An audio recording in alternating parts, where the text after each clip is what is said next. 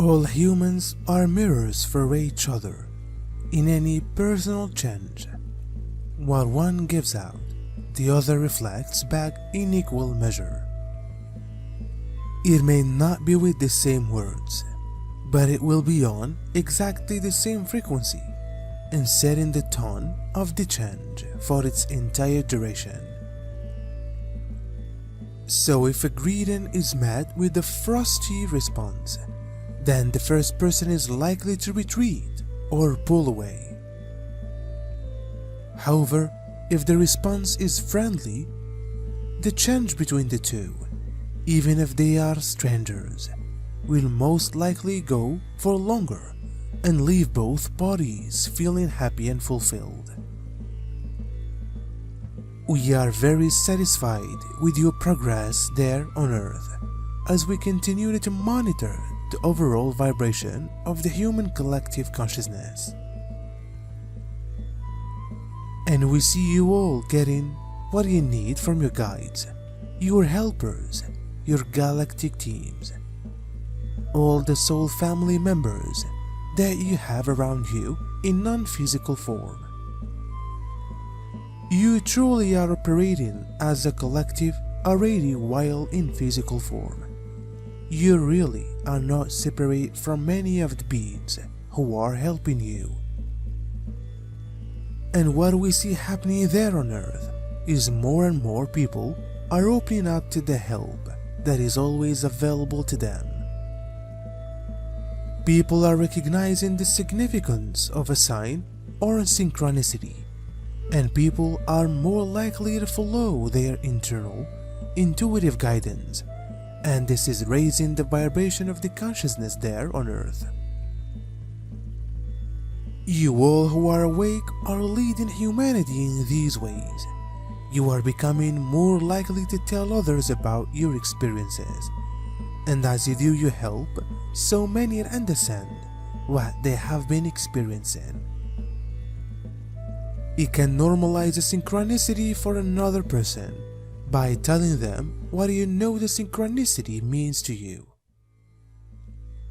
The same principle applies even when the emotions and feelings of a person are not visible to the persons within an interaction.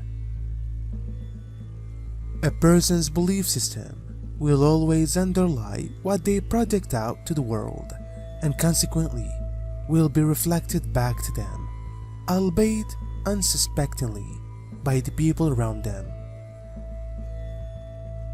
Nothing can remain hidden in the world of energy, because everyone and thing in the universe is connected energetically. Therefore, any feelings for oneself or others, such as weakness, inferiority, lack of self-worth, disrespect, or arrogance, will be detected and reflected by all within the person's interactive circle. How children handle these transitions can be extremely trying for everyone involved. There may be tears, clinging, clutching, screaming, and a whole range of rather unpleasant reactions. Afterwards, there may be no problem at all, or they might be acting out like withdrawal, hating other children, refusing to participate, and love. Some children grow into adults that have the same patterns of difficult transitions, and some children completely get over it and welcome chances later on in life. Obviously, a personal sense of safety and security is involved, but in some cases the child comes from a very supportive environment and has no external or obvious cause for behaving in these ways. Now let's look at the transitions and soul age. Toddler souls tend to seek life situations that have less difficult transitions built in.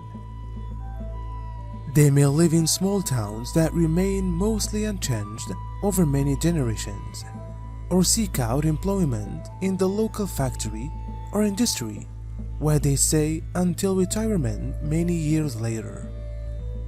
Belonging to a local church for many years similarly offered stability when other social changes could not be controlled. There are many country songs about going back home to the small town where things were good and stable. You cannot judge a book by its cover, and you cannot tell by someone's outward appearance whether they are open to the types of the beliefs that you hold to be true. Some of you have expressed that you are afraid to be mocked or laughed at, and certainly there are those who will do that, and you have no control over that, but you always have control over how you respond to people.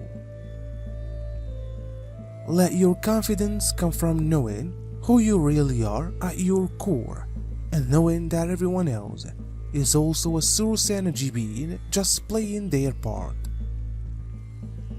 Just playing the role that you ask them to play, and then nothing will shake your confidence in your truth. And when you get to that point, and when you have that certainty, people respond to you differently.